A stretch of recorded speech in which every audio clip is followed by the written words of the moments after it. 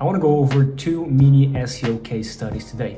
One for an e-commerce brand based in California and another one for a realtor. The realtor one is going to be interesting because the site was hit with a penalty back in May. So it's going to be interesting to see what we did to get it back up and running, both in terms of on-page and off-page SEO. My goal as usual is to break down what was done, why it was done, and hopefully you can take some insights from these mini case studies to apply it on your sites or your clients' sites. So let's dive in. First, we start with this e-commerce brand. It was a skincare and clothing brand based in California. I have here a timeline with some notes, so let's hop into my computer so I can discuss this further. All right, so before we start, it's important to note that this was a very new site, and there was virtually no link building or SEO work done. The work started in February 2022. And before it, basically there wasn't any work really done to it. So you got to think of this case study and of this site as from zero to whatever it reached in about 6 months. So I think this is important to note because people often get caught up in these huge, amazing, big case studies. But it's important to also look at the smaller ones and the ones that came from zero, right? So with that out of the way, let's get started into going over this timeline. And hopefully this will be valuable to you and you can apply some of these things to your site. So the campaign started out February 1st. These were when the first links were built. And these are called pillow links. Essentially, pillow links are foundation links. And these are the types of links that are used to diversify your anchor text rotation and basically build a natural foundation of links for what's to come. These links are, for example, citations, social profiles, Web 2.0s, directories, etc. The basics, the most basic of basic link buildings you can do for free and for cheap manually. This was the goal of these first links that were built. And these are, of course, all built using either branded anchors or generic ones. So branded would be the name of the brand, and generic ones would be, for example, click here, learn more, visit the site, etc. Then the more powerful links arrive. This was step 2. And if you don't know, guest posts are basically when you get in touch with a website's owner and ask them to place an article in their blog with a link back to your site. The trick here is to choose, of course, powerful sites with amazing metrics, but also ones with traffic and, if possible, niche down. A great service for this is Liam's one on Vetted. I can link it in the description and in the comments. I'll also get a video on here playing if you're interested. These are really powerful. And actually, this case study was sent in by Liam. That's why I'm referencing his guest post, because he clearly knows what he's doing and his links work. But I'm going to stop trying to sell you on things. I just want to go over the case study the best as I can. Now, these more powerful links were done, the guest post and link insertions. Link insertions are similar to guest posts. The main difference is that a link insertion is also called a niche edit. It's basically when you get in touch with the website's owner, with the owner of the website, and ask them to place a link back to your site on an old post on their site. So post that has already been indexed, maybe it receives a ton of traffic, and these often are a bit more powerful than guest posts, but I mean, it's debatable, and that could be a video for another time. As you can see here, though, the emphasis was again on branded links to the homepage, as well as some generic anchor text. Why this? Why would we be wasting, I'm doing air quotes, wasting these super powerful links with branded anchors? Because often what's done is you build foundation links with branded anchors, and then when you want to build guest posts, PBNs, niche edits, you use your either exact match, long tails, whatever, because these are in theory more expensive links, so you want to make sure you get the most out of them, and you do this by using your exact match or long tail versions of your keywords. However, because this was a very new site, it made sense that these more powerful links were built using branded, because this site had no links pointing to it, no link portfolio, right? So it would be odd in Google's eyes that all of a sudden now the site is getting powerful links with exact match anchors or long tail versions of the keywords. So it would be a bit too risky. And SEOs do SEO how they want. Different people do different things. I often tend to take more risks than the usual SEO guy, but Liam did a great job here because site was super new, and it made sense to use these branded and generic keywords, generic anchors, and of course to the homepage, because I mean, any new site will get most of his links, and not just new site, but any site will get most of his links to the homepage. It's what is most natural, and it's what makes the most sense. So hopefully you can take some of these info right here and apply it to your own sites. And the good thing about building branded links with branded anchors is that you're cementing your brand authority in Google. So Google will now associate your brand A, let's call it, with whatever it is that your brand provides. Okay, so often people think that building branded links isn't worth it, and sometimes it's not really, but in this case in specific, because it was such a new site, it was important to cement the brand in Google's eyes and use these more powerful links with branded anchors, right? Some people often do branded plus exact match. So for example, you can do Nike, I guess, and then dash sport shoes, whatever. But again, that's maybe a video for another time. And as I was saying, you can do branded and generic ones to look a bit more natural. Do you click here, learn more, visit the website, whatever.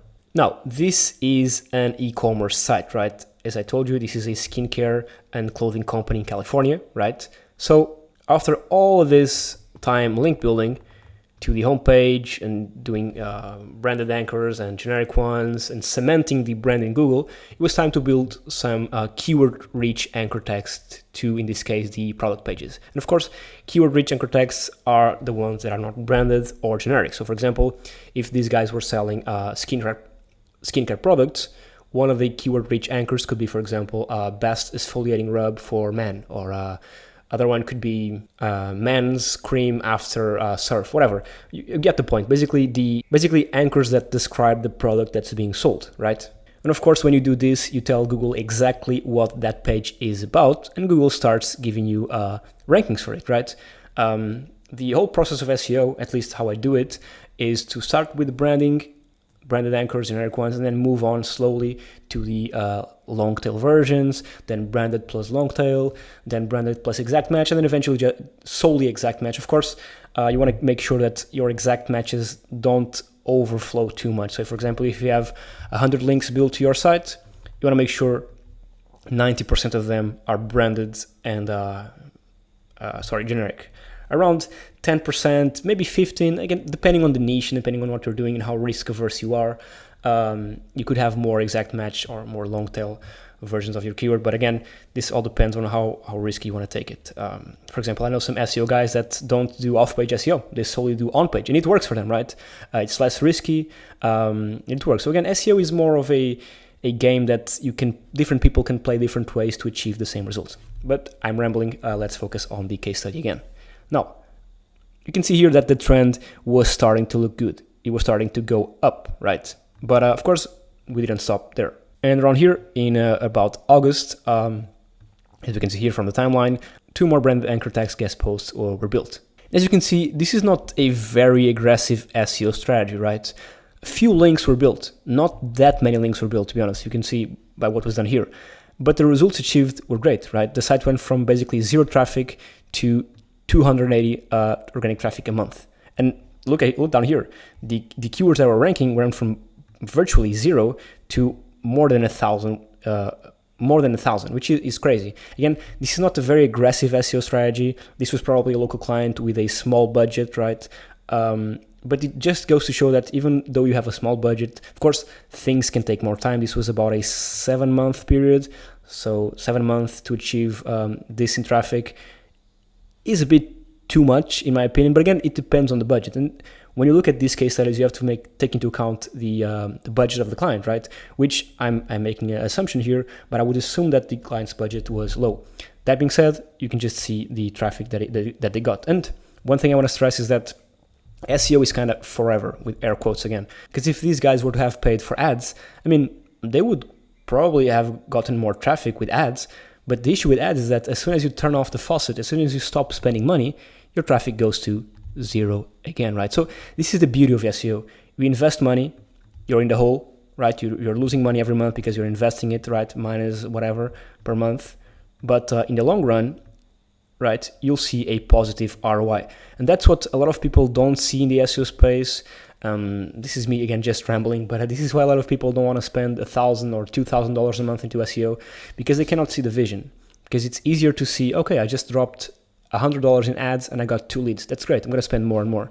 But again, the issue with that is that if you stop spending, you stop getting traffic. So this is again the beauty of SEO and why I like it so much. And that's it in regards to this one. Hopefully this was valuable. Let's move on to the second one. And now the Realtor Site. This one was a tricky one because the site was hit with a penalty back in May. So we have to go back to the basics, both in terms of on-page and off-page SEO. So let's dive in. Okay, so the Realtor one. This again is an interesting one, as I told you before. Now, this is a realtor in an expensive cottage region.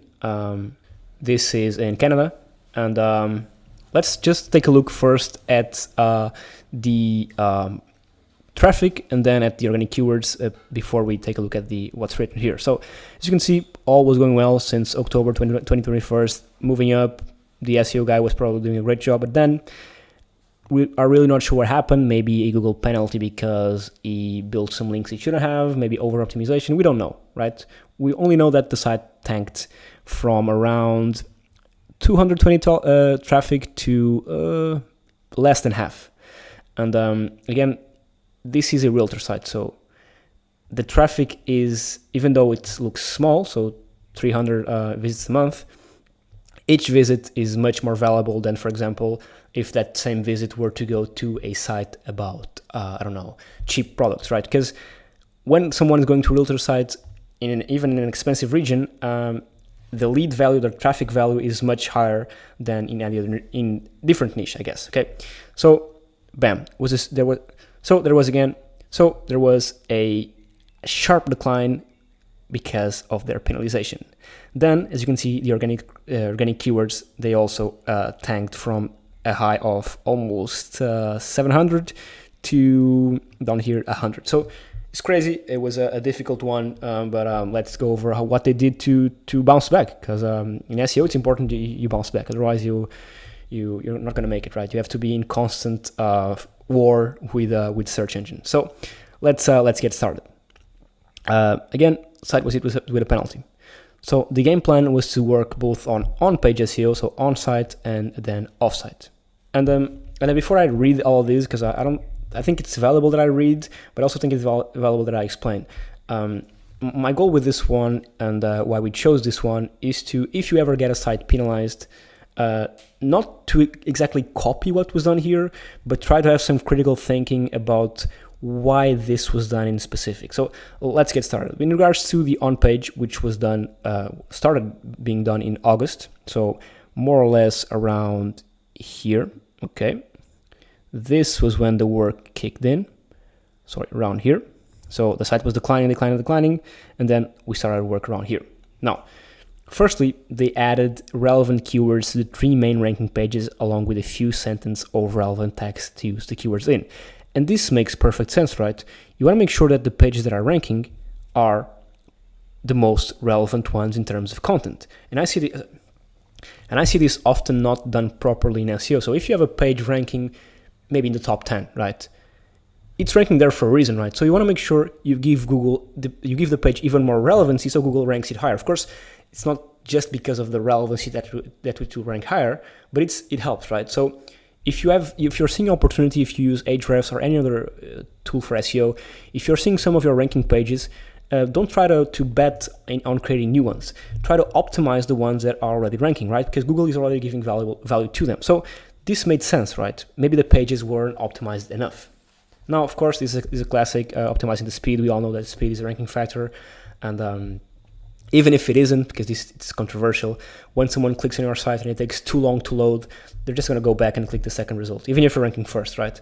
And eventually your CTR will be lower than the guy in second, and CTR is a ranking factor, so I mean, you get the point. So of course, this is a great one. Anyone should have a proper speedy site, and WP Rocket is a great free plugin for it. Design, this is what was done to improve the UX of the site. I mean, like I said, you can have a site ranking number 1, but if the UX sucks, so if the speed is slow, if the interface is not good, people won't trust it. People will just go back, and again, even ranking first, that won't mean you get the leads, because I mean, you need to have a properly optimized site in all regards, right? And this has more to do with conversion optimization than anything else, but I guess conversion optimization is within the whole SEO bubble, right? Then, of course, the meta tag optimization, page titles, URLs. This is the on-page 101. I mean, I can do a video solely on on-page SEO, and I think I should. But of course, this is where you look at your meta tags in relation to your competition's ones. You look at try to find opportunities in the market. You can also play with the CTR with this, maybe create a meta title that's a bit more cheeky or clickbaity. This depends on the niche and depends on what you're trying to do. But again, this is on-page SEO 101, which I mean was a great thing to focus on. Now, with on-site done, with on-page done, in parallel, we're also doing off-page, of course. And similarly to the previous case study, pillow links were created. So your foundation links, right? Your Web 2.0s, your profiles, your socials, whatever. All these were created with branded anchors and generic ones, of course. Then after that, 3 guest posts, 1 niche edit between August 20th and September 15th. So around from here to here was when the link building was being done aggressively. I mean, when I say aggressively, I say with more powerful types of links. So guest posts and niche edits, of course. And from September 15th to October 15th, 2 more guest posts were built. So around from here to here, if I'm not mistaken, with the timelines. And as you can see, the results are direct, right? When you optimize the on-page and you optimize the off-page, you see clear results, right? So it's clear as day that the work that was done worked, right? The traffic bounced back even to a higher highs than before, right? We're around here, now we're around here. So even though the site was penalized, we managed to get it to higher highs than before. Now, notice that the keywords are still down here, the keyword rankings. When they were previously, I mean, we could do it here because it was the same time frame as up there. Yeah, they're kind of around the same number of keywords. But this goes to show that, and this could be even a separate video on this as well, but this goes to show that you have to carefully pick the keywords you want to rank for, because different keywords, it's not just about the number of keywords that are ranking, right? It's about the volume these keywords have. And again, people know about this, but I guess I thought I should say it. And then finally, just to go over here to the step 3, social signals, to make the link building appear more authentic. And social signals, if you don't know, are basically when you post social posts either on Facebook, Instagram, Twitter, Pinterest, whatever, and then you get people to interact with it, and basically it shows Google that you are being talked about in social media, so you have social relevancy, and it's again a good way to dilute the SEO work that's being done. So yeah, that's about it in regards to this one as well. I hope you found these 2 valuable. I mean, I always try to give value up front and show you exactly what was done, why it was done, and don't try to copy this, but basically try to have critical thinking in order to apply these types of things to your site. Because the truth is that you cannot really copy this, right? Because there are so many different factors. There's the niche you're in, there's the keywords you're targeting. For example, there's even if you're penalized or not, there's the amount of links you're building, there's your budget. There's a lot of things that come into play when you're doing SEO. But hopefully, again, these videos help you understand how it works and have a bit more critical thinking. I guess since we're here, I might as well promote Vetted. Again, if you don't know, Vetted is a platform I launched 5 months ago now. It's all about SEO. It's a place where you can outsource your SEO efforts. We have some industry leaders like Bradley Banner, Tony Peacock, as you can see here. You can have a call with him if you want. Just click the Let's Talk and you can book a time with him. So booking times with these super knowledgeable SEO people is really, really interesting. And I guess I can even show you the Liam's services, because Liam was the one that sent me the case studies we just looked at. And I'll leave a link in the description for his services, of course, and in the comments. But I want to go over his guest post service. He has gotten some orders, not a review yet, but he will get some soon enough. But he has the case studies here as well, right? He shows the case studies here in the samples. He shows the metrics of the domains he's going to be linking out with, some other case studies, the traffic. So Liam is a great guy. I've known him for a very few time, but from the time I've known him, I can tell he's a great guy. I've talked to him several times, and he has here several different packages. And I would incentivize you to just have a go at it. Try 1 link, try 2 links, and see the improvements, because his links really work, and his work really, really works. Of course, combine link building with on-page SEO. Don't just neglect completely on-page SEO, but give his links a go, because they do work, as we can see here, and as we just saw throughout this video. And yeah, that's basically it. Thank you again so much for watching. Make sure to subscribe, like this video, and visit Vetted for any SEO needs you have. All right, cheers.